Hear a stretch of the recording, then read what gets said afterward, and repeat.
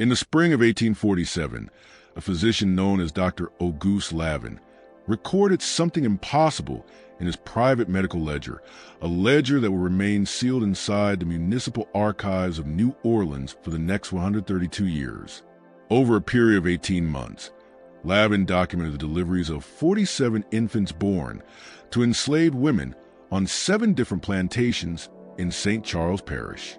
Every single child was born with pale skin, light-colored eyes, and features indistinguishable from those of white children, and every single one vanished within days of birth. When Lavin attempted to bring his findings to the attention of parish officials, he was informed that his services were no longer needed. 3 weeks later, his body was pulled from the Mississippi River. His ledger was gone, but the births did not stop. They continued for another 10 years, spreading across Louisiana like a carefully planned contagion. The children, hundreds of them, disappeared into a network so intricate and well-shielded that even today historians cannot fully trace where they were taken. Before we continue with the story of Dr. Auguste Lavin and the children who were never meant to exist, I need you to do something. If you're drawn to dark historical mysteries that challenge everything we think we know about the past, hit the subscribe button and turn on notifications so you never miss a story like this. And tell me, where are you listening from right now?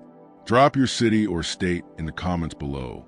Now, let's begin uncovering what truly happened inside those plantation houses along the river and why an entire system works so relentlessly to keep it hidden. The truth behind those births would eventually surface, but not in the way anyone expected. It would take a fire, the confession of a desperate woman, and the rediscovery of a ledger that should have remained lost forever. But before we can understand the network that stole these children, we must first understand the world that created it. A world where human beings were property. A world where fortunes were built on suffering, and where the color of a child's skin could determine whether they lived in bondage or in freedom. New Orleans in the 1840s was a city of stark contradictions. It was a place where French refinement collided with American ambition, where elegant opera houses stood only blocks away from slave markets, and where immense wealth was generated through the buying and selling of human lives. By that decade, the city had become the wealthiest in the South, its prosperity built entirely on cotton, sugar, and the labor of enslaved people who outnumbered free whites in many surrounding parishes. The port of New Orleans was the 4th busiest in the world by 1840, with ships arriving daily from Europe, the Caribbean, and the American interior. Cotton bales stacked 20 feet high lined the wharves, waiting to be loaded onto vessels bound for Liverpool and Le Havre. Sugar hogsheads filled warehouses stretching from the French Quarter into the American sector. And near the river markets, human beings stood on auction blocks, sold to the highest bidder as their families watched in helpless silence. The city's population had exploded in the decades following the Louisiana Purchase. French Creoles who had dominated New Orleans for generations now shared the city with American entrepreneurs, Irish and German immigrants, free people of color who formed their own distinct and complex community, an enslaved population that made all of it function. The streets echoed with confusion of languages, French, English, Spanish, German, and numerous African dialects.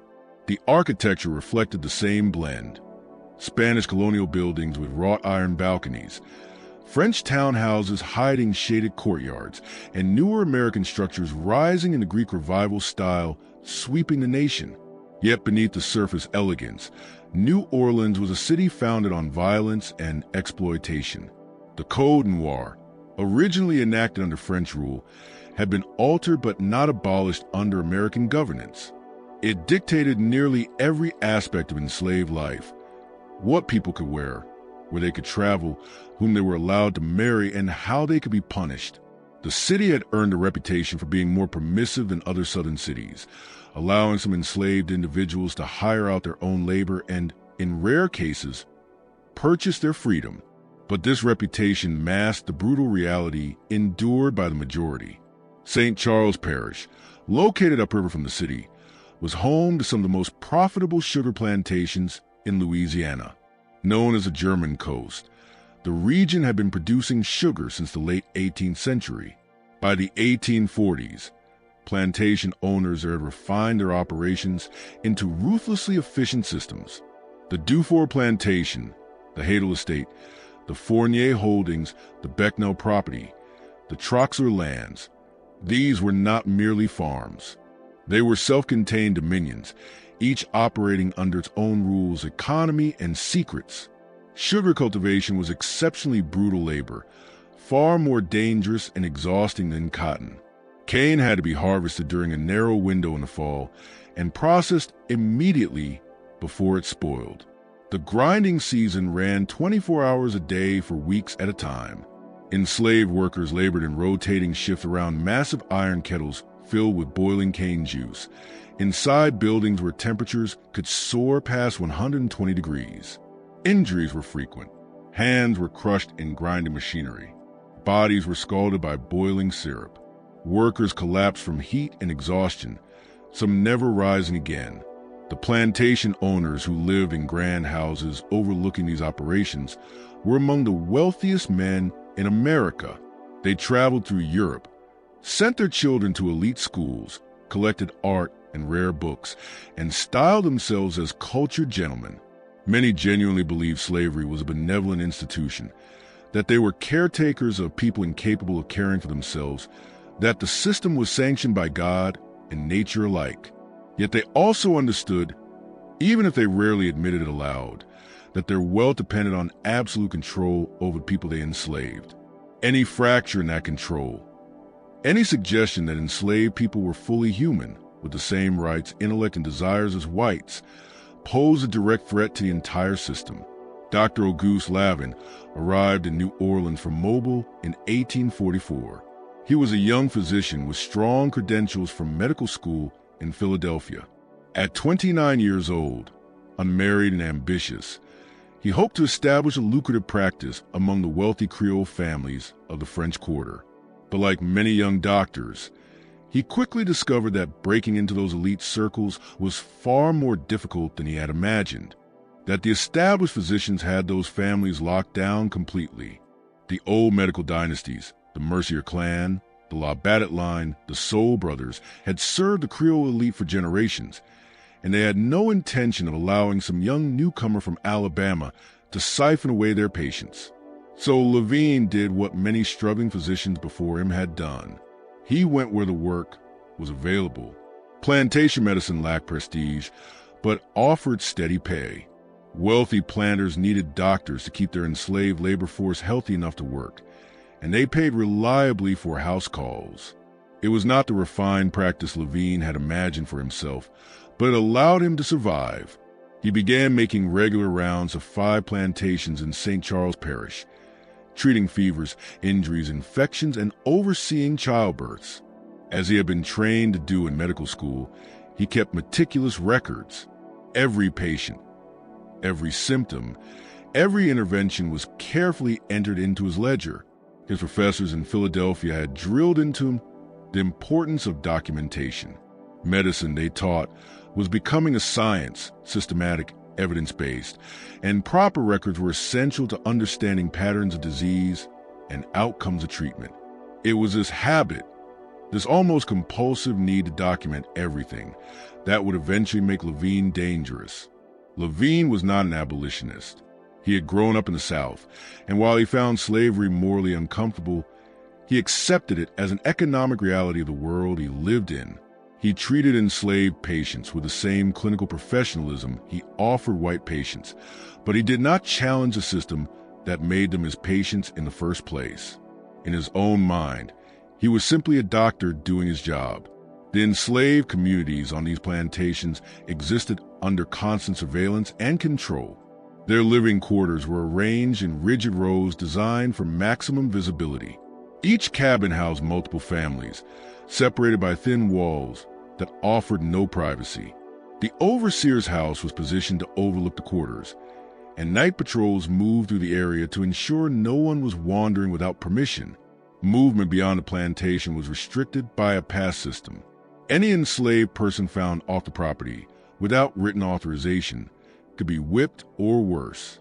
Relationships were monitored closely. Children were often sold away before reaching adolescence. Women, in particular, lived under a form of terror that men did not experience in quite the same way. The knowledge that their bodies were not their own, that white men could use them with absolute impunity, and that any children born from such violations would be enslaved from their first breath. This reality was not hidden. Everyone knew it occurred. The light-skinned children serving inside plantation houses, waiting tables, or carrying trays from master's family were living proof, yet it was never spoken of openly. White families maintained a fiction that such children were simply the result of relationships between enslaved people, even when those children bore an unmistakable resemblance to the plantation owner or his sons. But something different was happening on these plantations, something that even the enslaved women themselves did not immediately understand. The children being born were not merely light-skinned. They were white, completely, undeniably white, and they were vanishing. In March of 1846, Levine was summoned to the Dufour plantation to attend to a woman named Celeste, who was in labor with her first child. The message arrived in the middle of the night, delivered by a young enslaved boy who had run the 3 miles from the plantation to Levine's boarding house in New Orleans. The boy was breathless and terrified, able only to say that Celeste was struggling and that the midwife needed help. Levine gathered his medical bag and rode out into the darkness. The road followed the river, winding past groves of live oak draped with Spanish moss. The air was heavy with the smell of the Mississippi and the sickly sweet odor of sugar being processed nearby. In the distance, the lights of other plantation houses dotted the riverbank like isolated lanterns in the dark. Levine reached the Dufour plantation just before dawn. The main house stood silent and unlit, but lamps burned in the quarters. An elderly enslaved woman named Ruth met him at the door of one of the cabins. She was the plantation's primary midwife, a woman who had delivered hundreds of children over more than 60 years. Her face was deeply lined, her hands swollen and twisted with arthritis, but her eyes remained sharp and appraising.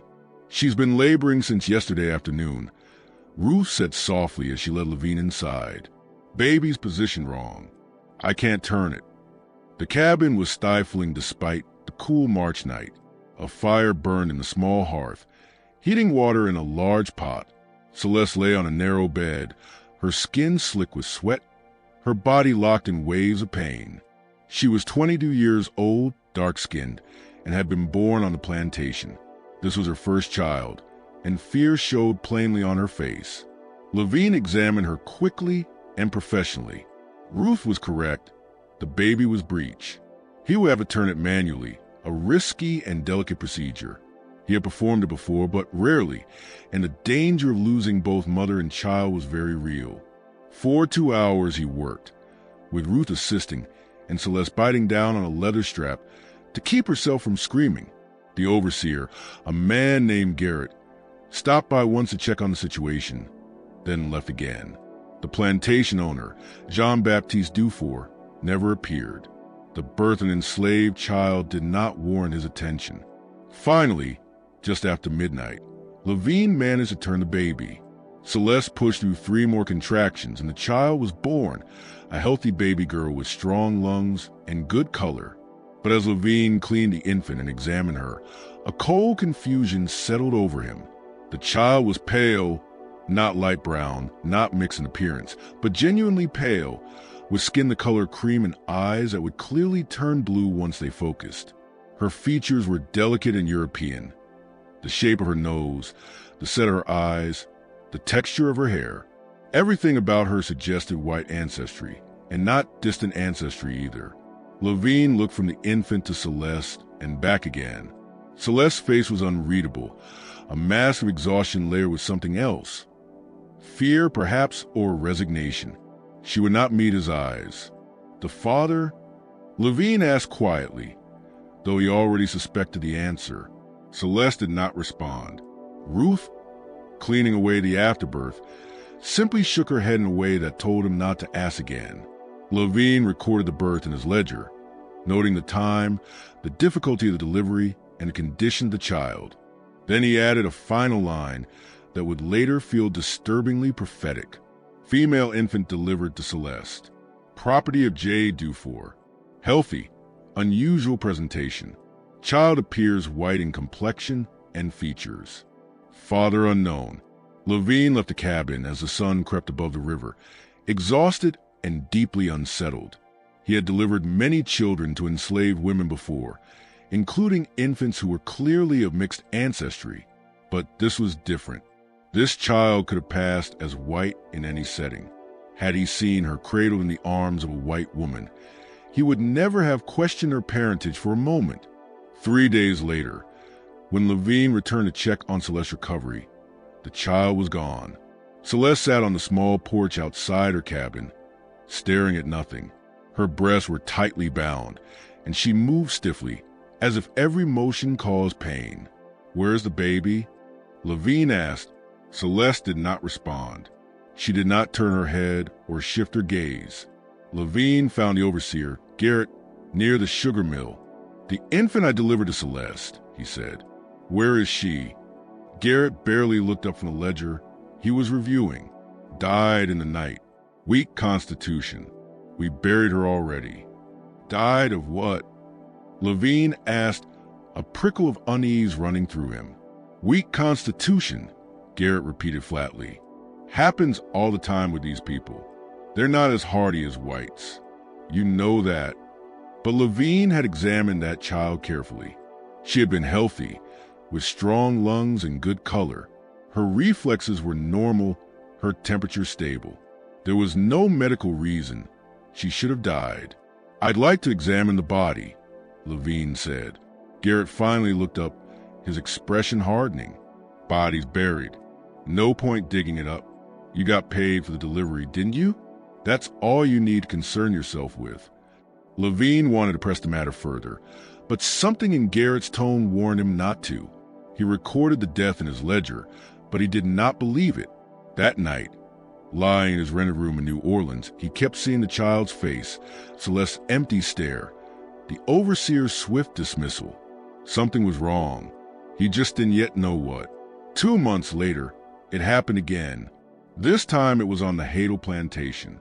A woman named Josephine delivered a boy who looked exactly like the first child, pale, light-eyed, with fine features that would have fit seamlessly into any white family portrait. Levine attended the birth on a humid evening in May as thunderstorms rolled in from the Gulf. The air inside the cabin was thick and suffocating. Josephine screamed through her labor with a desperate, almost feral intensity that unsettled him. Josephine was older than Celeste, perhaps around 30, and this was her 4th child. Her other 3 children, all darker-skinned and clearly of African descent, had been sold away over the years. She told Levine this matter-of-factly during his examination, as if it were simply a fact of life, which for her it was.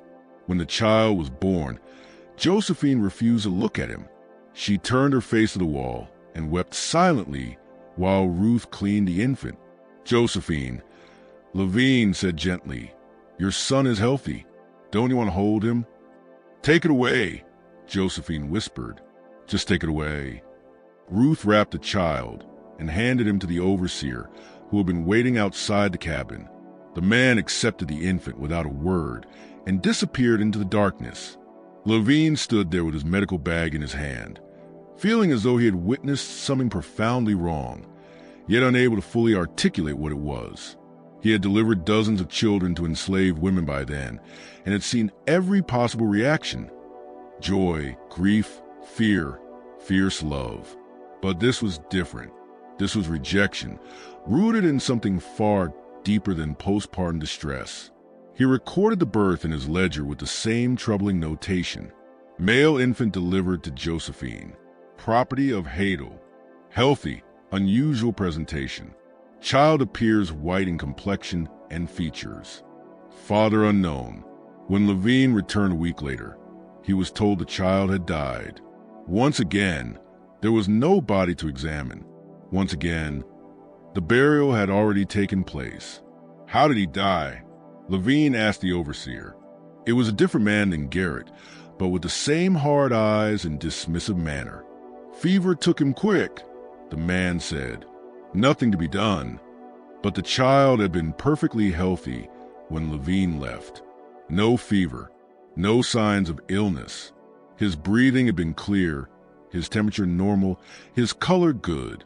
That night, Levine sat in his rented room in New Orleans, reviewing his ledger by candlelight. 2 births, 2 healthy infants, 2 deaths within days, both children bearing the same impossible appearance. He thought of the way Josephine had turned her face away, of Celeste's unreadable expression. He thought of the overseers who had taken the infants so quickly, the convenient deaths, the rush burials.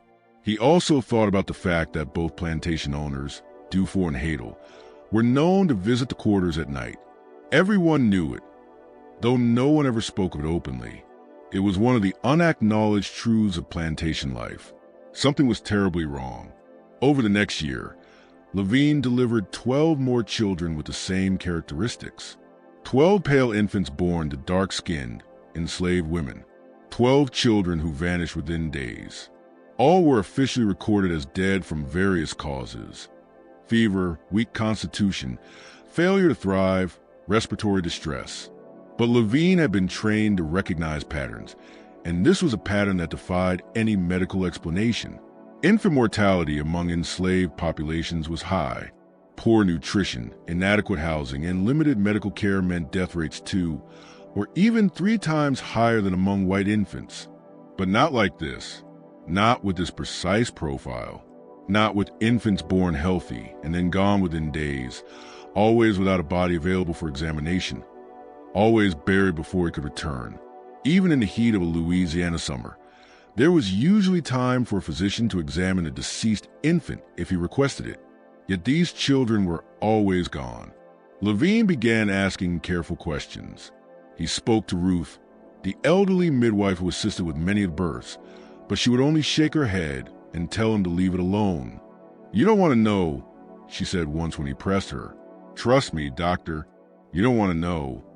Then Ruth cut him off sharply. "But the children are gone. That's all you need to understand. They're gone, and asking questions won't bring them back. It'll only bring trouble down on you." He tried speaking to the mothers, but none of them would meet his eyes. When he asked about their children, they gave the same answer every time. The child had died. The words came out flat and rehearsed, repeated exactly as if they had been taught what to say. Their faces were empty, their voices drained of emotion. It was as though grief itself had been trained out of them. The overseers grew openly hostile to his inquiries. One of them, a man named Dupré who worked on the Fournier plantation, confronted Levine after he asked about a child who had supposedly died. "Listen, doctor," Dupré said, his voice low and edged with threat. "You're here to deliver babies and treat the sick. That's it. You're not here to ask questions about what happens afterward. You understand me?" "I'm only concerned about the mortality rate," Levine replied. "The mortality rate is none of your concern," Dupré cut in. "These people have weak constitutions. Their babies die. That's just how it is. You can accept that and keep getting paid, or you can keep asking questions and find yourself without work. Your choice." Levine stopped asking questions aloud, but he did not stop documenting.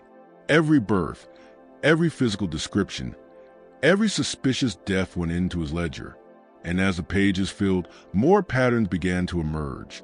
The births always took place at night. The overseers were always present, waiting outside the cabin. The mothers were always left alone afterward. No family members were allowed to visit. No other enslaved people were permitted to see the child. And the infants were always taken away by the overseer, never left with a mother, not even for a few hours. In September of 1847, Levine delivered his 47th such child. It was a girl born to a woman named Marie on the Fournier plantation. The infant was perhaps the palest of them all, with hair that would clearly turn blonde once it grew in and eyes already showing faint hints of green. Marie was different from the other mothers. She was younger, perhaps 19, and she had been born in Haiti, brought to Louisiana after the revolution there. She spoke French with a Caribbean accent, and there was a sharp, unbroken intelligence in her eyes that hardship had not yet extinguished. She held her daughter for exactly 3 minutes, whispering something in French that Levine could not quite make out. Then she looked directly at him, tears streaming down her face. "Please," Marie said in English. Her accent was thick, but her words were unmistakably clear. "Please write it down. Write down what you see. Someone needs to know. Someone needs to remember that she existed, that she was mine, that she was real." Levine felt something shift inside his chest. "I will," he said quietly. "I've been writing it all down." Marie nodded once, then handed her daughter to the overseer with a look of such raw grief that Levine had to turn away. That was the moment Levine decided he had to act. He could not prove what was happening to these children, but he could document it. He could create a record that could not simply be dismissed. He could force someone with authority to look at what was happening. He spent 3 days compiling his evidence. 47 births, 47 descriptions, 47 convenient deaths. He recorded the dates, the plantations, the names of the overseers present, the names of the mothers. He wrote a careful, measured letter outlining his concerns and formally requesting an investigation into what he described as irregularities in infant mortality rates among the enslaved population of St. Charles Parish, specifically involving infants of unusually pale complexion. He avoided accusations. He presented only facts, exactly as he had observed them, and asked that the matter be examined. He believed that if he framed it as a medical issue rather than a moral one, someone might listen. On October 3rd, 1847, Levine presented his findings to the parish magistrate, Judge Beaumont, a man known for his reputation of fairness. Beaumont was a Creole gentleman in his 60s, educated in France, and respected for his strict adherence to the law. If anyone would take this seriously, Levine believed it would be him. Beaumont received in his office at the parish courthouse, a Spanish colonial building with thick walls and high ceilings. The judge sat behind a massive mahogany desk, his expression unreadable as Levine explained his concerns and handed over the copied pages from his ledger. Beaumont read through them in silence. The only sounds in the room were the steady ticking of a clock on the mantel and the soft rustle of paper. When he finished, the judge carefully stacked the pages, squared their edges, and placed them neatly on the desk. Then he looked up at Levine with an expression that was not quite anger and not sympathy either. It was closer to pity. "Dr. Levine," Beaumont said slowly, "I am going to offer you some advice. Return to your practice. Deliver the babies you are called to deliver. Keep your records if you must, but do not pursue this matter any further." "But the children," Levine began. "The children are property," Beaumont interrupted, his voice hardening. "What happens to them is the business of their owners. Not yours, not mine, not the laws. Do you understand?" Levine felt something cold settle deep in his stomach. "Are you telling me these infants aren't dying? That they're being taken somewhere?" Beaumont stood, signaling the end of the meeting. "I am telling you that there are systems in place far larger than you or I. Interfering with them would be extremely dangerous for you. These plantations generate enormous wealth for this parish, for the state, for the entire South. The men who own them are powerful, and they do not respond kindly to interference. But if children are being... Enslaved children are property," Beaumont repeated, his voice now entirely cold. "They may be sold, traded, given away, or disposed of as their owners see fit. That is the law. If you object to the law, I suggest you relocate to Massachusetts. But as long as you practice medicine in Louisiana, you will obey Louisiana law. Do I make myself clear?" Levine stared at him, understanding finally taking shape. Beaumont knew. He knew exactly what was happening to the children. Children, and he was part of it. Or at the very least, he was protecting the men who were. "Perfectly clear," Levine said quietly. He left the courthouse carrying his copied pages, his stomach churning. He had been naive to believe that presenting evidence would lead to justice. The system was never designed for justice. It existed to protect property and profit, and enslaved people, enslaved children included, were property. But Levine could not forget what he had seen. That night, he made a second copy of the relevant ledger pages and hid them in his rented room, sewing them into the lining of his mattress. The original ledger he kept with him at all times, stored inside a leather portfolio that never left his side. He also wrote a letter to his sister in Mobile, detailing everything he had discovered and everything he feared. In the letter, he laid out the network as he understood it, named those involved, and explained why he believed his life might be in danger. The sister he addressed the letter to had died of yellow fever when Levine was 12, a fact that anyone who later investigated him would quickly uncover. He sealed the letter anyway and hid it inside his ledger, tucked between the pages documenting births 32 and 33. 2 weeks later, a message arrived informing him that his services were no longer required on any of the plantations in St. Charles Parish. No explanation was offered. The notice was delivered by a clerk from Judge Beaumont's office, and it was clear this was not a request. Levine's income dropped by more than half overnight. He tried to find other work, but word spread that he was troublesome, that he asked too many questions. Plantation owners refused to hire him. His small practice in the city remained barely enough to survive on. 3 weeks after that, on the evening of October 27, 1847, Dr. Augustus Lavin left his boarding house to meet a colleague for dinner at a restaurant in the French Quarter. As always, he carried his leather portfolio with him. He never arrived. His body was found the following morning, caught among the pilings beneath the dock along the Mississippi River.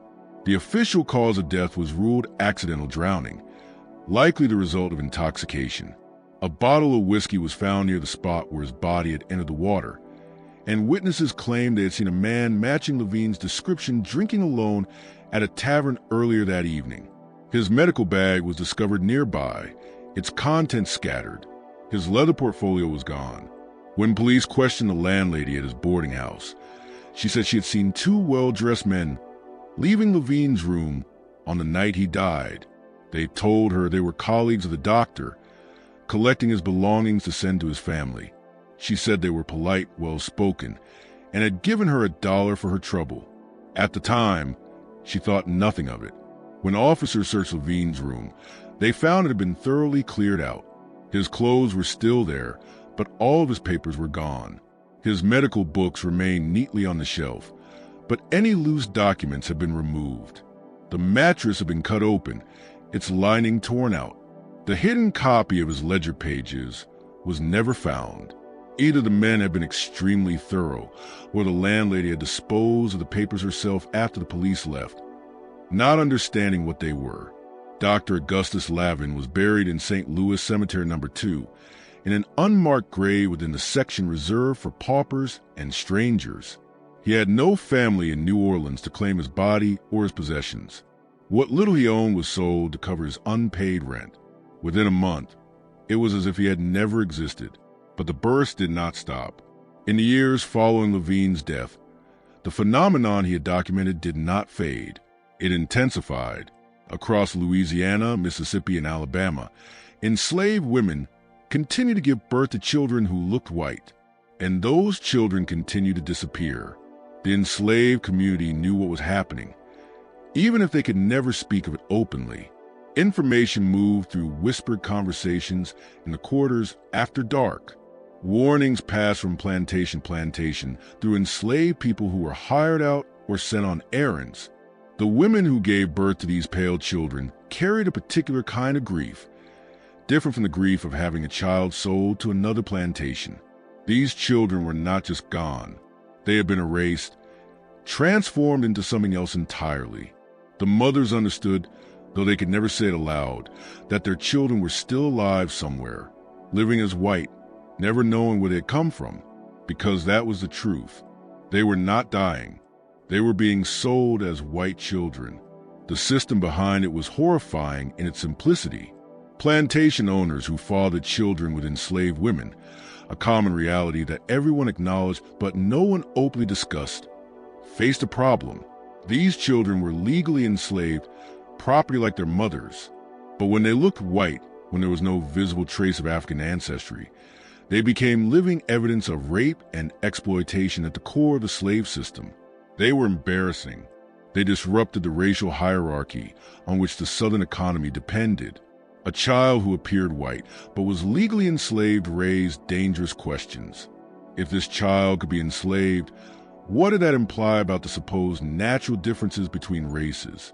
If enslaved women could give birth to children who looked entirely white, didn't that suggest that racial categories were far more fragile and fluid than anyone wanted to admit? Yet these children were also extraordinarily valuable. A healthy white infant could be sold for 10 times what an enslaved infant would bring. And if the child looked white enough, if there was no visible sign of African ancestry, who would ever know? So a network developed. Doctors, midwives, lawyers, overseers, and traders who specialized in this exact transaction. The children were taken within days of birth, before the mothers could bond with them, before anyone outside the plantation could see them. False death certificates were filed.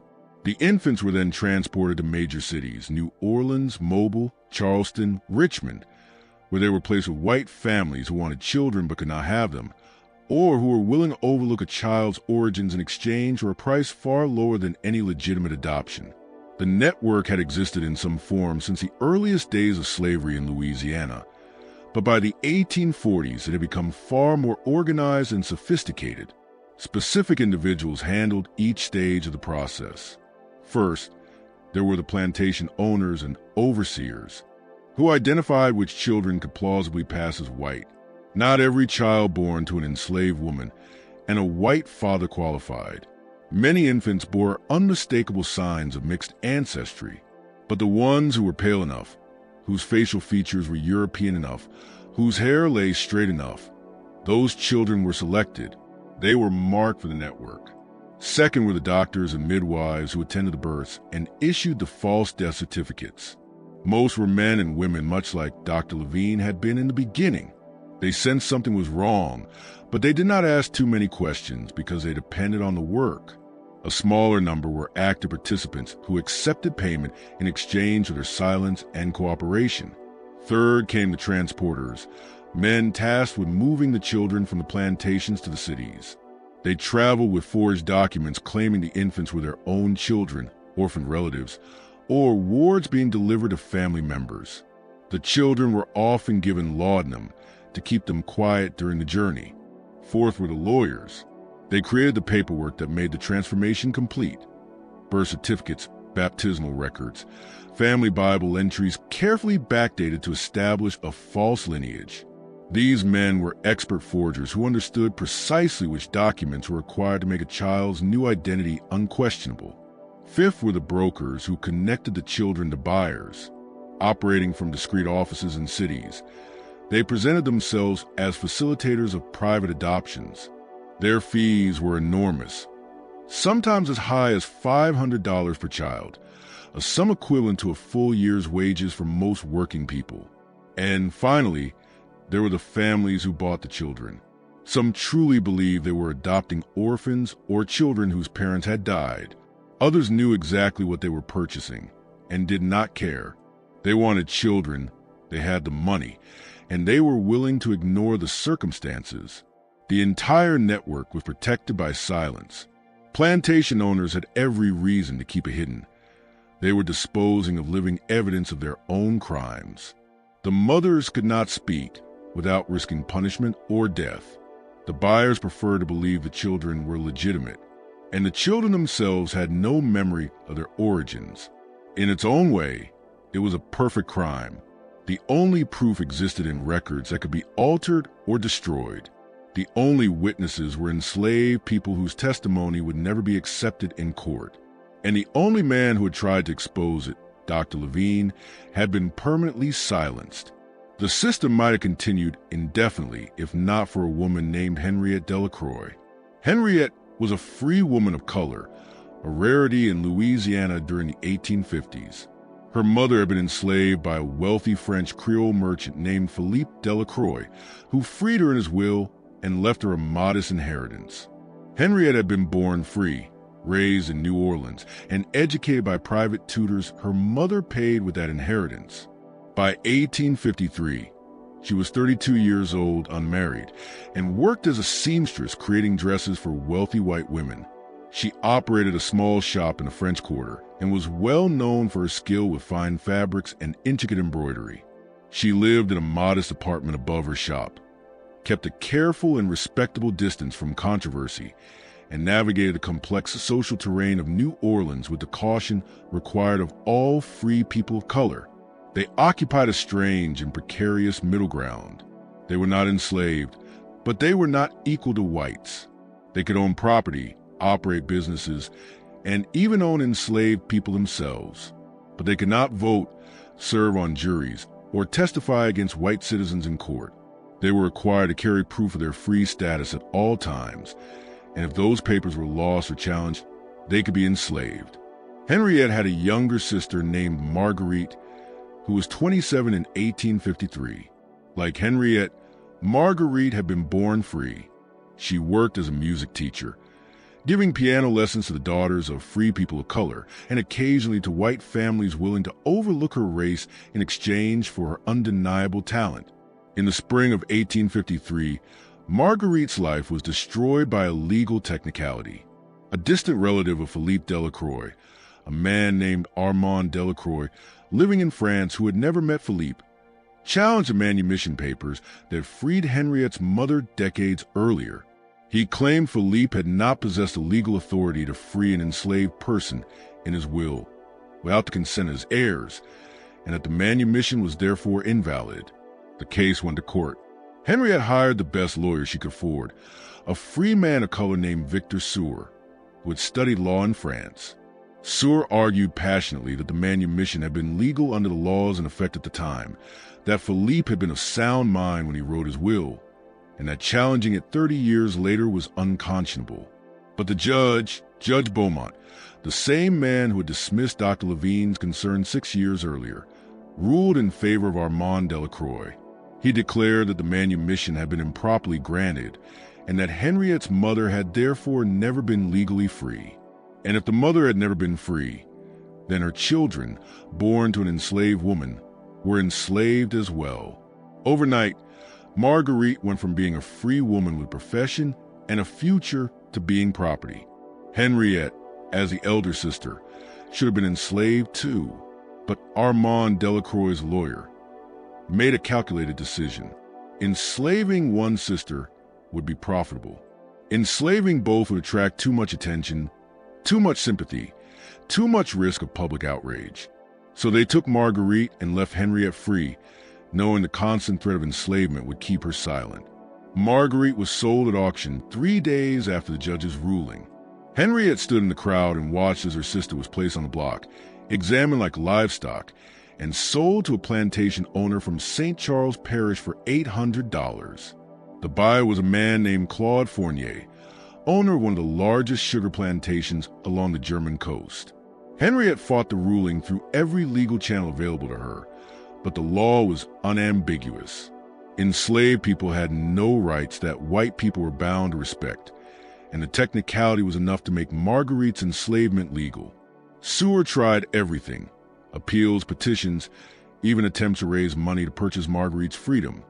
But Fournier refused to sell. He had paid good money for her, and he intended to extract its full value through her labor. In the fall of 1854, Henriette received word through the enslaved community's quiet network that Marguerite was pregnant. According to the whispered accounts, the father was Claude Fournier himself. Henriette felt physically ill with rage and helplessness. Her sister, once free, educated, with a future, was now being used by the man who had purchased her. In January of 1855, Marguerite gave birth to a daughter, using her status as a free woman and claiming she was bringing supplies to the enslaved community. Henriette managed to gain access to the plantation. She bribed the overseer $10, an enormous sum for her, for 1 hour alone with her sister. The cabin where Marguerite lived was no different from the others in the quarters: a single room, a dirt floor, a small hearth, and a narrow bed. Marguerite sat on the bed, holding her newborn. When Henriette stepped inside, her sister began to weep. "Look at her," Marguerite whispered. "Look at her, Henriette." The child was pale, with features that could easily pass as white. She had Fournier's nose, his chin, his light eyes. She was beautiful, and she was doomed. "They're going to take her," Marguerite said. "I heard them talking. Fournier and the overseer. They said she's too pale, that she can't stay here. They're going to take her away and say she died." Henriette held her niece for a full hour, memorizing every detail of her face. The tiny fingers, the softness of her hair, the small sounds she made while sleeping. She whispered promises she knew she could never keep. She told the child about her mother's real life, about music and freedom, about the future that should have been hers. 3 days later, Henriette received word that the child had died of fever. She knew it was a lie. She knew her niece was alive somewhere, being sold to a white family, erased from existence. And she decided she could not let it stand. She could not save her niece, but she could expose what was happening. She could force the truth into the open. Henriette began to investigate. She used her connections within the free black community, her relationships with enslaved people who worked inside white households, and her access to white spaces as a seamstress who entered wealthy homes to take measurements and fit dresses. She asked careful questions. She listened more than she spoke. She collected rumors, fragments, half-finished sentences, pieces of information that meant little on their own but formed a coherent pattern when assembled. It took her 2 years to understand the full scope of what was happening. 2 years of tracking down women who had lost pale children. 2 years of identifying midwives and doctors who facilitated the transfers. 2 years of learning which lawyers forged documents and which brokers sold the children. She discovered the network extended far beyond Louisiana. It operated across the South. Anywhere enslaved women gave birth to children who could pass as white. She found evidence of children being sent to Texas, to California, even overseas to Europe. And in the summer of 1856, she found her niece. The child was living with a wealthy white family in the Garden District, being raised as their own daughter. Her name was now Charlotte Beaumont, the same surname as the judge who had ruled against Marguerite's freedom and dismissed Dr. Levine's concerns years earlier. Charlotte was 18 months old, healthy, and utterly unaware that her mother was enslaved on a plantation upriver, mourning a child she had been told was dead. Henriette stood across the street from the Beaumont house and watched Charlotte play in the garden with her nurse. The house was a grand Greek Revival mansion with towering white columns and a garden filled with roses and camellias. Charlotte chased the ball across the lawn, laughing, while the nurse followed behind her. She wore a white linen dress trimmed with pink ribbons, her hair tied back with matching bow. Something broke inside Henriette's chest. This child, her niece, her sister's daughter, would grow up in comfort and privilege, never knowing where she came from. She would be raised as white Mary White, have white children. Her connection to Marguerite would be erased completely, and Marguerite would remain enslaved for the rest of her life, grieving a daughter who was alive but might as well have been dead. Henriette could not reclaim Charlotte. The law would not allow it. Even if she could prove the child's origins, and she had no legal proof, only the testimony of enslaved people whose words meant nothing in court, it would not free the child. It would only result in Charlotte being re-enslaved, not returned to her mother. The system was designed to prevent exactly this kind of revelation, but Henriette could expose it. She could create a record that could not be ignored. She began documenting everything she had learned: names, dates, locations. She tracked down other children who had been sold into white families. She identified 12 in New Orleans alone and suspected there were dozens more across the South. She interviewed mothers who had lost pale children, recording their stories in meticulous detail. She spoke with midwives who had been pressured to sign false death certificates. She found a doctor who had participated in the network but had grown disgusted by it and agreed to speak, provided his name was never used. The dossier she compiled was devastating in its scope. It named plantation owners, lawyers, brokers, and families who had purchased children. It described the process from beginning to end. It estimated that hundreds of children had been stolen and sold as white over the previous 2 decades. In March of 1857, Henriette took her evidence to a newspaper editor named Thomas Whitfield, who ran a small abolitionist paper called The Liberator's Voice, operating on the very edge of legality. Whitfield was a white man from Pennsylvania who had moved to New Orleans in 1855, driven by a sincere commitment to ending slavery. His paper was constantly threatened with shutdown, and had already been arrested twice for publishing what authorities labeled incendiary material. Whitfield read through Henriette's documentation with growing horror. When he finished, he leaned back in his chair and stared at her. "If we publish this," he said slowly, "they'll shut us down. They might do worse. They killed that doctor, didn't they? The one you mentioned in your notes." "Yes," Henriette said. "They killed him. And they'll kill me too if they find out what I know.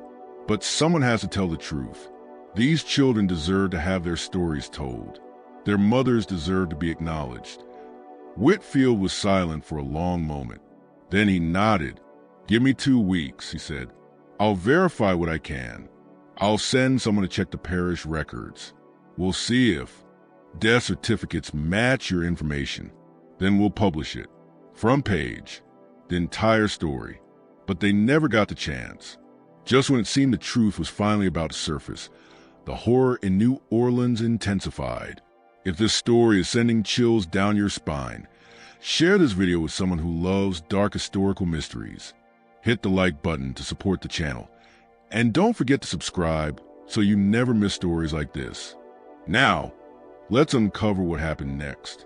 On March 15, 1857, 6 days before Whitfield's paper was scheduled to publish Henriette's expose, a fire broke out in the building that housed his printing press. The blaze started at 2 o'clock in the morning, a time when no one should have been inside.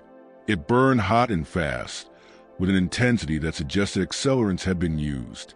By the time the volunteer fire brigade arrived, the structure was already fully engulfed. The building stood in the American sector near the docks, surrounded by warehouses and workshops. The fire spread to 2 neighboring buildings before it could be brought under control, destroying a cooperage and a tobacco warehouse, along with the printing press itself. Thomas Whitfield's body was found in the ruins the following morning. Investigators believed he had returned to the office late that night. Neighbors reported seeing a light in the windows around midnight, and it appeared he had been trapped when the fire began. Whitfield's body was burned so badly that it could only be identified by the watch he was wearing, a distinctive silver piece his wife immediately recognized. The official investigation concluded that a lamp had been accidentally knocked over, igniting paper and printing chemicals. The death was ruled accidental, and the case was closed within a week. All of Whitfield's files were destroyed in the fire, including everything Henriette had given him. Henriette herself disappeared 3 days later. Her shop was found locked. Her apartment was empty. Her clothes still hung in the wardrobe. Her dishes remained neatly arranged in the cupboard. But she was gone. The money she kept hidden in a tin beneath her floorboards, nearly $200, her entire life savings, was gone as well. Some people claimed she had fled north, terrified that whoever had killed Whitfield would come for her next. Others whispered that she had met the same fate as Dr. Levine, her body dumped into the river, never to be recovered. A few suggested something even darker, that she had been enslaved like her sister and sold to a distant plantation where no one would recognize her. The truth was more complicated. Henriette had been warned. The morning after the fire, she found a note slipped beneath her door. It was written on expensive paper in a refined, educated hand. There were no threats, no explanations, just 4 words: "Leave now or die." She took the warning seriously. Henriette packed a small bag with clothing, money, and a second copy of her documentation. She had learned from Dr. Levine's mistake and made duplicates of everything. She walked out of New Orleans that same day, leaving the rest of her life behind. She traveled north using a loose network of abolitionists and free black communities, moving from safe house to safe house, never staying anywhere long enough to be traced. She went by riverboat to Memphis, then overland to Louisville, then by train to Cincinnati. From there, she continued north to Cleveland, and finally east to Philadelphia. By the summer of 1857, Henriette had reached Philadelphia. She was using a new name, Henriette Du Bois, and trying to build a life in a city where no one knew her past. She found work again as a seamstress, but she had to start from nothing, slowly rebuilding a clientele. Yet she could not let go of what she knew. She could not forget Charlotte or Marguerite or the dozens of other children who had been stolen and transformed. She could not stop thinking about the mothers still grieving, still living with the knowledge that their children were alive somewhere but lost them forever. Henriette tried to interest northern newspapers in the story, but editors were focused on larger, more visible battles. The Kansas-Nebraska Act, the Dred Scott decision, the growing tension between North and South that everyone sensed was leading toward war. The story of enslaved children being sold as white was too specific, too complex, too easy to dismiss as rumor. "Do you have proof?" editors asked. "Documents? Witnesses who will testify." She had documents, but they were copies of records that had been destroyed. She had witnesses, but they were enslaved people whose testimony would never be accepted in court. She had her own observations, but she was a black woman, and her word alone carried little weight. Still, Henriette persisted. She refined her records. She tracked down additional cases. She built an increasingly detailed picture of a network. She learned it was not limited to Louisiana. The practice extended across the entire South. Anywhere enslaved women gave birth to children who could pass as white. Some of the children were sent as far as California, where the gold rush had created booming communities desperate for families. Others were shipped to Europe, sold to wealthy households that wanted American children without the complications of legal adoption. The network was vast, sophisticated, and protected by people at the highest levels of Southern society: judges, lawyers, doctors, plantation owners. All of them had a stake in keeping it hidden. All of them had the power to silence anyone who threatened to expose it. In 1858, Henriette finally found someone willing to help. A Quaker abolitionist named Rebecca Morris read through Henriette's documentation and immediately grasped its importance. Rebecca was a widow in her 50s who had devoted her life to the abolitionist cause. She was part of a Quaker network compiling evidence of slavery's atrocities for a book that would be published in London, safely beyond the reach of Southern courts. The goal was to sway British public opinion and pressure the British government to support abolition in America. "This isn't just about slavery," Rebecca said as she sat in her Philadelphia parlor. Henriette's papers spread across the table. "This is about the lie at the heart of the entire system. They claim race is fixed, that you can look at someone and know who they are, that white and black are separate categories ordained by God and nature. But if enslaved children can be sold as white, if they can grow up, have white children, and no one ever knows the difference, then the entire racial hierarchy is a fiction." "Exactly," Henriette said. "That's why they'll kill to keep it secret. Because if people understand that race isn't fixed, that it's something that can be changed or hidden or manipulated, then the entire justification for slavery collapses." Rebecca was part of a wider abolitionist network documenting the atrocities of slavery for a book that was ultimately intended to be published in London, safely beyond the reach of Southern courts. She persuaded Henriette to allow the story to be included in that documentation.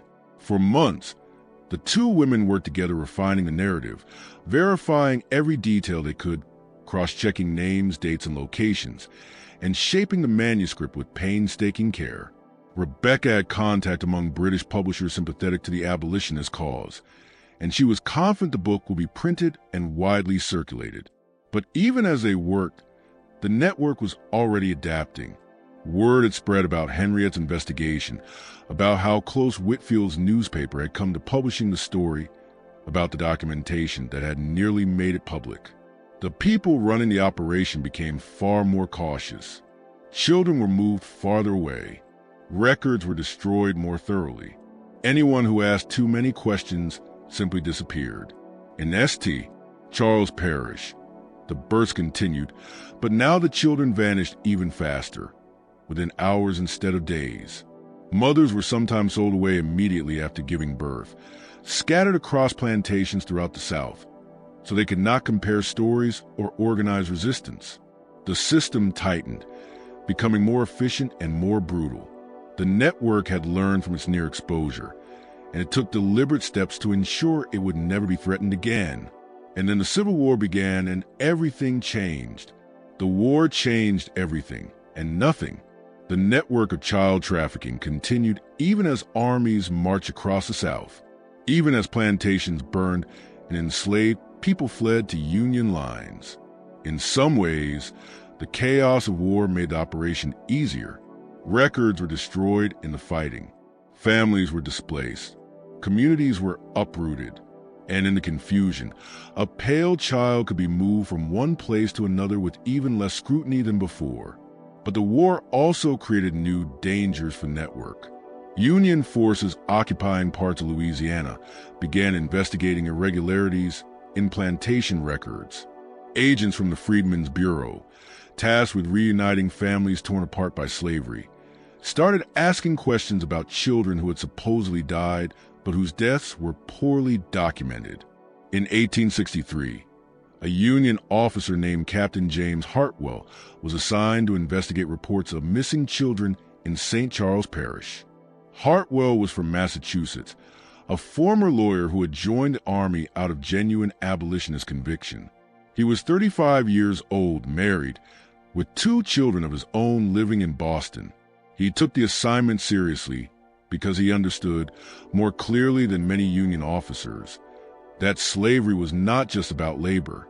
It was about the systematic destruction of families and identities. He began by reviewing parish records, birth certificates, death certificates, plantation inventories, property transfers. For weeks, he worked inside the courthouse in Hahnville, combing through dusty ledgers and boxes of aging documents. What he found echoed what Dr. Levine had documented 16 years earlier. There was an unusually high number of infant deaths among enslaved populations, almost none accompanied by bodies available for examination, and almost no meaningful descriptions of symptoms. The death certificates were disturbingly uniform. Fever was the most common cause listed, followed by weak constitution and failure to thrive. There were no details, no treatment notes, no indication that medical care had even been attempted, just a name, a date, and a cause of death. Hartwell cross-referenced those death certificates with plantation inventories and discovered further irregularities. In several cases, children who had supposedly died were still listed in plantation records months or even years later, suggesting altered documents or multiple children recorded under the same name. He began interviewing formerly enslaved people who had fled to Union lines. Many were hesitant to speak, afraid that discussing the missing children might somehow place them, or the children, at greater risk. But slowly, piece by piece, Hartwell assembled a story. An elderly woman named Ruth, the same Ruth who had once assisted Dr. Levine, told him everything. She was dying of consumption, coughing blood into a handkerchief as she spoke, and she said she wanted the truth known before she died. "I helped deliver more than 200 babies in my life," Ruth said, her voice barely above a whisper, "and I watched dozens of them disappear. The pale ones, the ones who looked white. They'd be born, I'd clean them, wrap them, and then the overseer would take them away. The mothers would cry, but there was nothing they could do, nothing any of us could do. Where did the children go?" Hartwell asked. "I don't know for certain," Ruth replied, "but I heard things. The overseers talked sometimes when they thought we couldn't hear. They talked about families in the city who wanted children, about lawyers who could make papers, about how much money each child was worth. Hundreds of dollars sometimes, more than I ever saw in my life. Do you remember any names?" Hartwell asked. "Anyone specific?"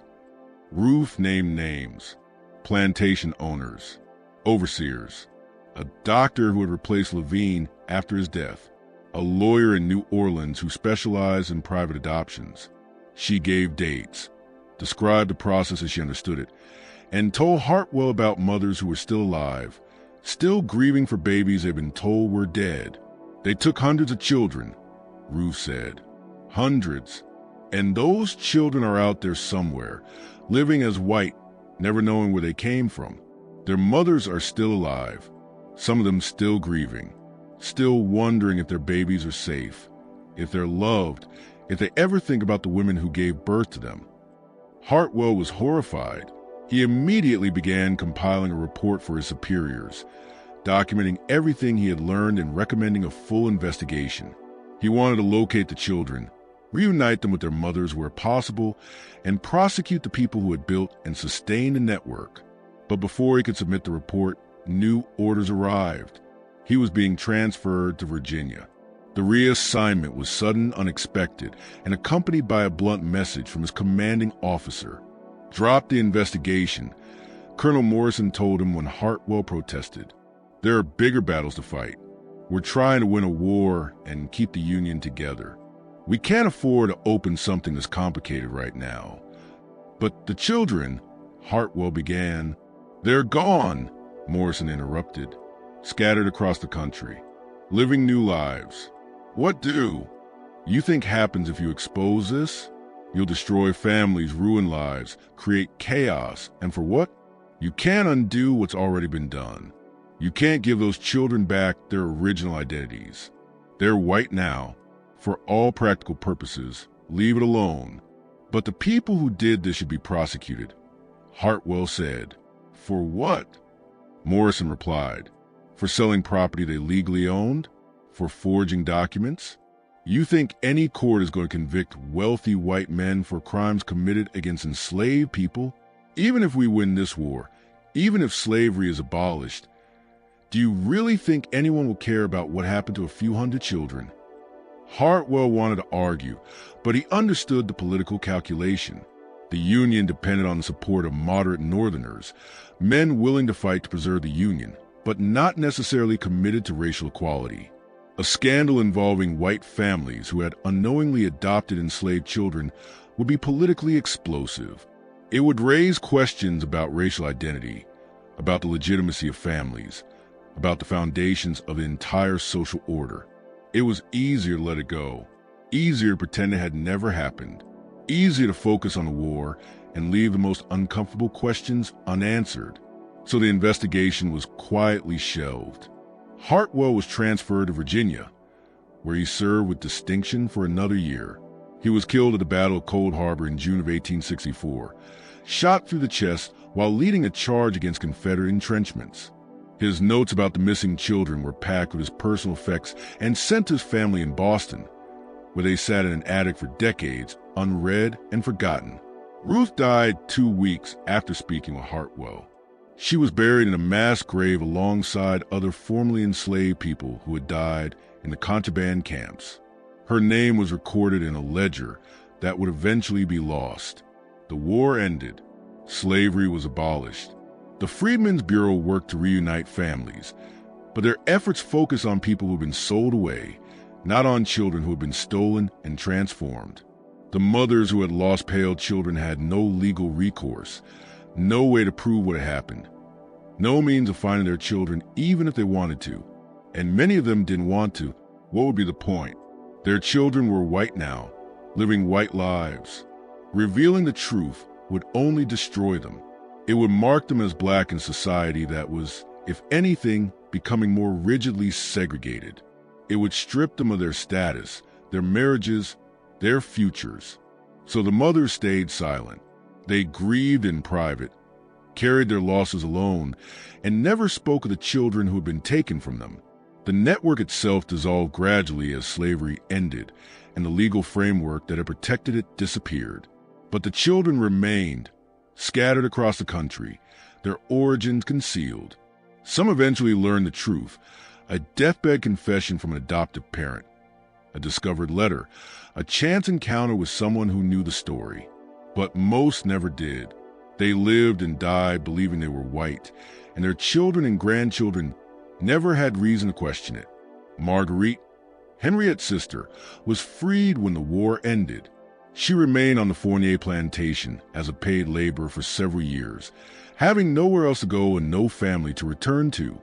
Henriette sent letters trying to find her, but they never connected. The mail system in the South was chaotic in the years after the war, and letters were frequently lost. In 1870, Marguerite died of pneumonia. She was 44 years old. She never remarried. She never had other children. She spent the final 15 years of her life grieving for the daughter who had been taken from her. She was buried in a small cemetery near the plantation, her grave marked with a simple wooden cross that rotted away within a few years. She never learned that her daughter had lived, that Charlotte had grown up in a wealthy white household just miles away in New Orleans, raised with every advantage, educated at the finest schools, and presented society as the daughter of Judge Beaumont. Charlotte Beaumont, the same child Henriette had seen in the Garden District years earlier, died in childbirth in New Orleans in 1879. She was 25 years old, married to a wealthy merchant named Edward Clark, and she never knew that her mother was an enslaved woman named Marguerite who had died in 1870, still mourning a child she had held for only a few hours. Charlotte's death was mourned by New Orleans society. She was buried in a prominent tomb in Metairie Cemetery, marked by a marble angel. Her obituary in the Times-Picayune described her as a beloved daughter of one of our city's most distinguished families, taken from us far too soon. Charlotte's children, 2 daughters, aged 3 and 5, grew up white. They married white. They had white children of their own. The secret died with the generation that created it, or so everyone believed. Henriette Delacroix lived until 1889, dying in Philadelphia at the age of 68. She never stopped documenting cases of stolen children, even though she knew her work would likely never bring justice. She never married and never had children of her own. She devoted the final 30 years of her life to creating a record of what had happened. When her papers were discovered after her death by the Quaker community that had supported her, they contained documentation of more than 300 cases across 7 southern states.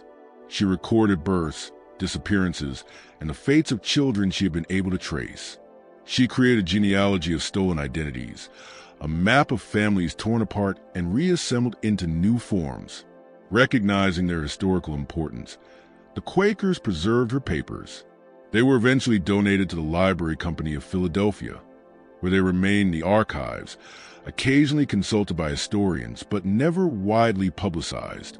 The story might remain buried there forever, if not for a chain of events that began in 1979, exactly 132 years after the death of Dr. Augustus Levine. Dr. Patricia Jennings was a historian specializing in antebellum medical practices in Louisiana. She was 42 years old, a professor at Tulane University, and she was working on a book about plantation medicine. For months, she had been conducting research in the New Orleans Municipal Archives, combing through boxes of old documents that had been donated by various families over the years. Most of it was routine material, property records, receipts, correspondence, the mundane paperwork of everyday life in the 19th century.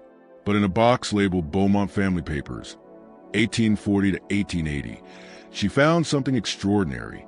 Inside, with a leather-bound ledger, water damaged and extremely fragile, its pages stuck together and partially illegible. Jennings immediately recognized it as a medical ledger. She could see entries for patients, treatments, and fees. But as she carefully began separating the pages, she realized this was something far more significant. It was Dr. Augustus Levine's original ledger, the one that had supposedly vanished after his death. Jennings spent 3 months painstakingly separating the pages and transcribing whatever she could still read. Some entries had been completely destroyed by water damage, but enough remained to tell a horrifying story.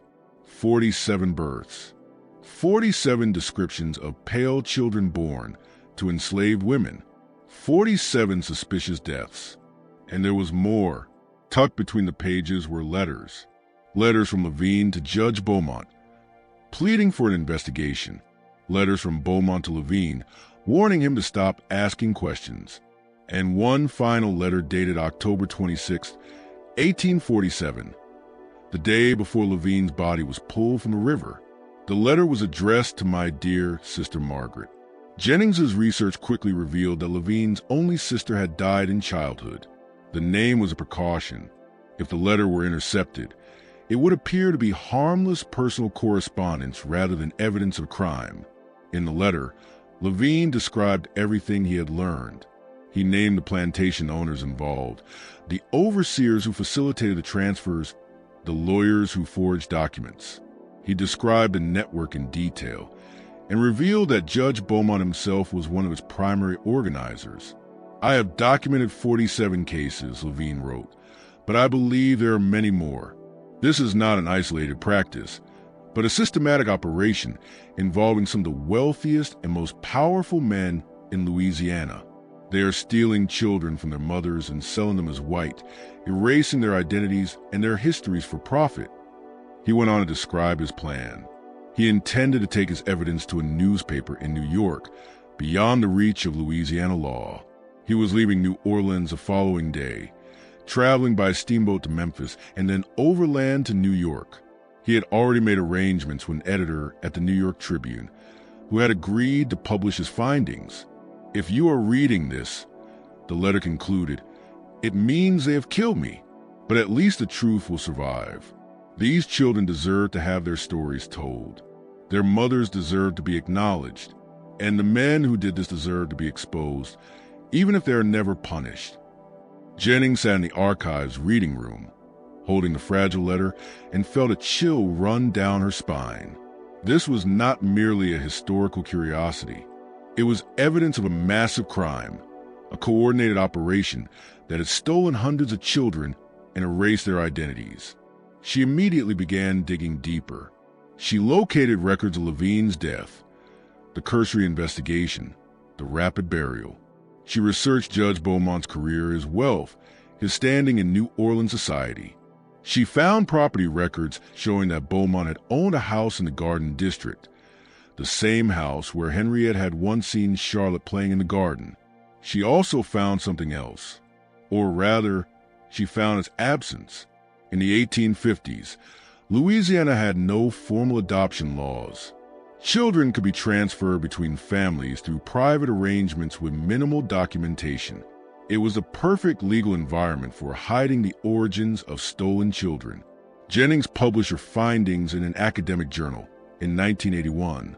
The article, titled "Hidden Traffic: Child Theft and Racial Passing in Antebellum, Louisiana," caused a modest stir in historical circles. It was cited by other scholars, discussed at conferences, and briefly mentioned in a few newspapers. But it never reached a wide audience. The families named in Levine's ledger were long gone. The plantations had been sold and resold. Many dismissed the revelations as a tragic but isolated chapter of the past. Jennings did not stop. She traveled to Philadelphia and uncovered Henriette Delacroix's papers in the Library Company archives. She tracked down Captain Hartwell's notes in his family's collection in Boston. She interviewed descendants of enslaved people from St. Charles Parish, some of whom still remembered stories about pale children who vanished. And then she began trying to find the children, or rather, their descendants. Using genealogical records, early DNA testing, and meticulous historical research, Jennings identified 17 families in Louisiana, Mississippi, and Alabama who were descended from children sold as white. Some families were stunned by the discovery. Others had long suspected something was hidden in their past, but had never had proof. A few had known the truth for generations and kept it secret, afraid of the social consequences. One of those families was the Beaumont family. Judge Beaumont's great-great-granddaughter, Elizabeth Beaumont Clark, agreed to speak with Jennings in 1985. Elizabeth was 62 years old, a retired schoolteacher living in Baton Rouge. She appeared white, with pale skin and light brown hair, and had grown up believing she was entirely of European descent. But her grandmother had told her a different story. "My grandmother told me when I was 16, Elizabeth said, sitting in her living room with Jennings. She said our family had a secret, and that I needed to know it before she died. She told me about Charlotte, about how she'd been bought as an infant, about how the judge had arranged the whole thing. How did you feel when you learned? Jennings asked. Elizabeth was silent for a long moment, staring out the window at her garden. I felt like my entire identity was a lie, she finally said.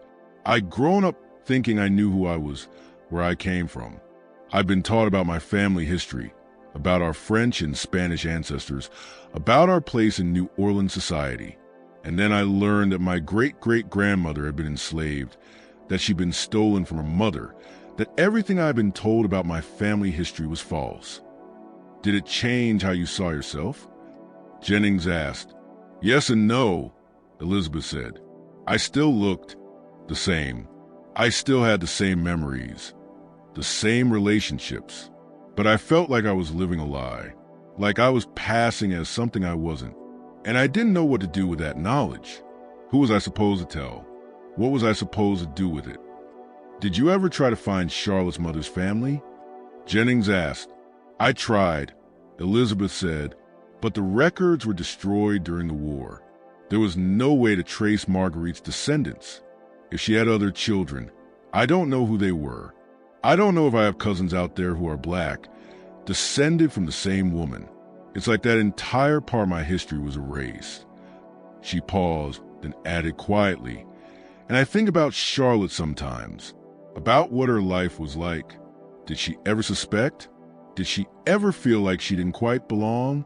Or did she live her whole life believing she was white, never questioning it? I'll never know. Jennings's research showed that this experience was common. The network had been deliberately designed to sever every connection between the children and their origins. Even when descendants eventually learned the truth, they usually could not trace their ancestry far enough to locate their enslaved relatives. The documentation had been destroyed too thoroughly. The connections had been cut too completely. The system had worked exactly as intended. It had taken children who were legally black and transformed them into white people, erasing their histories so completely that even modern genealogical tools could not fully reconstruct them. In 1987, Jennings published a book titled Stolen Children: The Hidden History of Racial Passing in the Antebellum South. It was deeply researched, meticulously documented, and profoundly unsettling. The book told the intertwined stories of Dr. Levine, Henriette Delacroix, Captain Hartwell, and the hundreds of children who had been stolen and sold as white. The book received positive reviews in academic journals and some attention in the mainstream press.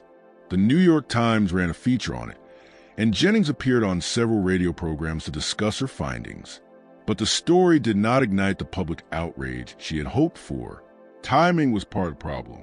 The book was released in 1987, during the Reagan era, when discussions of race and historical injustice were often dismissed as divisive or unnecessary. Many people believed slavery was firmly in the past, and that revisiting old wrongs only reopened wounds. The nature of the story itself was another obstacle. It was complex, involving legal loopholes, destroyed records, and genealogical research that was difficult for general audiences to follow. And it raised deeply uncomfortable questions.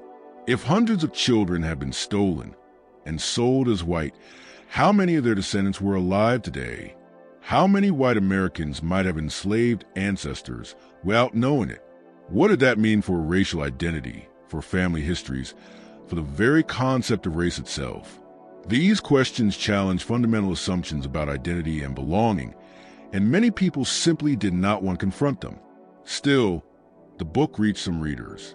Descendants of stolen children began contacting Jennings, sharing fragments of their own family histories, and asking for help tracing their ancestry. Many had long suspected something was wrong: gaps in records, inconsistencies in family stories, physical features that didn't quite align with the claimed lineage. One of those people was a woman named Sarah Mitchell. Sarah contacted Jennings in 2015, nearly 30 years after the book's publication. She had grown up in Atlanta in a white family, with no reason to question her ancestry, but after taking a DNA test out of curiosity, she received unexpected results. A small but unmistakable percentage of African ancestry, about 12%, suggesting that one of her great-great-grandparents had been of African descent. At first, she dismissed it as an error or a distant ancestor she knew nothing about. But when she began researching her family history, she found troubling gaps. Her great-great-grandmother appeared in New Orleans records in 1855 as a young child with no clear documentation of birth or parentage. The family story claimed she had been orphaned, yet there were no death certificates for her supposed parents, no records of their existence at all. Sarah spent 2 years tracing records, working with genealogists and historians. Eventually, she found her great-great-great-grandmother's name in Dr. Levine's ledger. The child had been born to an enslaved woman named Josephine on the Hato plantation in May of 1847. She had been sold to a family in New Orleans at just 3 days old, renamed Emily Harper, and raised as white. "I don't know how to feel about this," Sarah told a reporter in 2017, after her story was featured in a documentary about racial identity in America.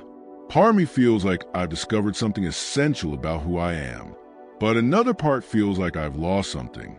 My understanding of my family, my identity, my place in the world, it's all different now." "Have you tried to find Josephine's other descendants?" the reporter asked. "I have," Sarah said, "but the records are so fragmented. I know Josephine had other children before the one who became Emily Harper, but they were sold away. I don't know where they went or what happened to them.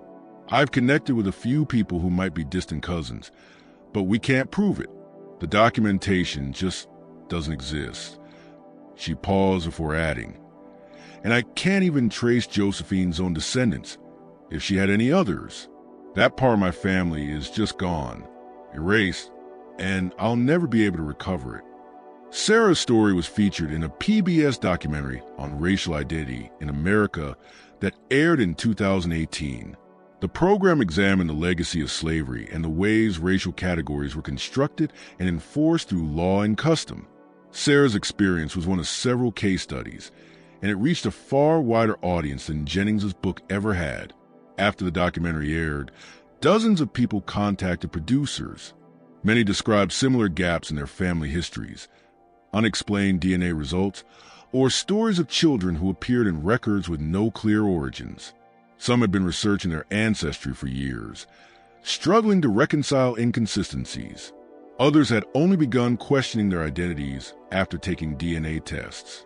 The documentary estimated that there could be hundreds of thousands of Americans descended from children who were stolen and sold as white, most of them completely unaware of their true ancestry. The network had been so effective, so thorough in erasing records and identities, that the full scope of what it accomplished may never be known. Dr. Patricia Jennings died in 2003, still working on a follow-up book that would have expanded her research to other southern states. By the time of her death, she had identified more than 200 documented cases of children who had been sold as white, and she believed there were likely thousands more that had left no paper trail at all. Her research files were donated to Tulane University, where they remain accessible to scholars studying the history of slavery and racial identity in America. The collection includes copies of Dr. Levine's ledger, Henriette Delacroix's documentation, Captain Hartwell's notes, and hundreds of pages of Jennings's own work, interviews, genealogical charts, parish record analyses, and correspondence with descendants of stolen children. In St. Charles Parish today, there's a small museum dedicated to the history of slavery in Louisiana. It is housed in a restored plantation building and tells the story of the people who were enslaved there, the labor they performed, and the lives they lived. In one corner of the museum, there is an exhibit devoted to Dr. Augustus Levine and the children he tried to save. It includes copies of pages from his ledger, photographs of the plantations where the births occurred, and a list of names: the mothers who lost children, the children who were stolen, and the families who bought them. The exhibit ends with a question printed in large letters on the wall. How many more stories like this are hidden in our history? How many more children were erased? How many more families were destroyed by a system that treated human beings as property? No answer is offered. The question is left hanging in the air, waiting for visitors to confront it. The museum also contains a memorial wall bearing the names of the mothers who lost children. The list was compiled from Dr. Levine's ledger, Henriette Delacroix's documentation, and surviving parish records. There are more than 300 names on the wall, each one representing a woman who gave birth to a child who was stolen and sold as white: Celeste, Josephine, Marie, Marguerite, Ruth, and hundreds of others whose names have been lost to history. Visitors often stand in front of that wall for a long time, reading the names, trying to imagine the lives behind them. Some cry, some take photographs, some simply stand in silence, bearing witness to a crime that was never prosecuted and a grief that was never publicly acknowledged. The story of the Pale Children of New Orleans is a reminder that history is not only about the past, it is about the present, about the ways old crimes continue to shape the world in ways we do not always see. It is about identities that were stolen, families that were destroyed, and truths buried so deeply that even now we are still uncovering them. The network that stole those children was a product of slavery, but its effects rippled forward through generations, creating a hidden web of ancestry that even modern DNA testing cannot fully untangle. The children who were sold as white had children of their own, who had children again. And somewhere in America today, there are people who have no idea that their great-great-grandparents were born enslaved in plantation cabins along the Louisiana riverbanks. They grew up believing they were white. They married white. They had white children. They lived their entire lives without ever knowing the truth about where they came from. And in most cases, they never will. The documentation has been destroyed. The connections were severed. The truth buried too deeply to recover. But the truth exists even when we cannot see it. The mothers existed. The children existed. The grief existed. And the crime existed, even though no one was ever punished for it. This mystery shows us that the cruelest aspects of slavery were not always the most visible ones. Sometimes the cruelty was in the erasure, in the systematic destruction of identity and family, in the creation of lies so complete that it became indistinguishable from truth. The children who were stolen did not just lose their freedom. They lost their histories, their identities, their connections to people who loved them. They were transformed into something they were not, and most of them never even knew it had happened. And their mothers lived with that knowledge for the rest of their lives. They knew their children were alive somewhere, living as white, never knowing where they came from. They knew they would never see them again, never hold them, never tell them the truth. They carried that grief silently, because speaking about it would only bring punishment. The system that created this horror was designed to be invisible, to operate in the shadows, to leave no trace. And it almost succeeded. If not for Dr. Levine's compulsive documentation, if not for Henriette Delacroix's determination, if not for Captain Hartwell's investigation, and if not for Dr. Jennings's research, the story might have been lost entirely. But the truth survived, not intact, not complete, but enough to tell us what happened, enough to honor the mothers who lost their children, enough to acknowledge the children who were stolen, enough to remind us that history is full of crimes that were never punished, injustices that were never corrected, and truths that were buried, but never completely destroyed. What do you think about this story? Do you believe everything was ever truly revealed? How many more children do you think were stolen and sold as white? How many descendants of those children are living today with no idea of their real ancestry? Leave your thoughts in the comments below. And if you want more dark historical mysteries like this, subscribe, turn on the notification bell, and share this story with someone who loves uncovering the secrets history tried to erase. See you in the next video.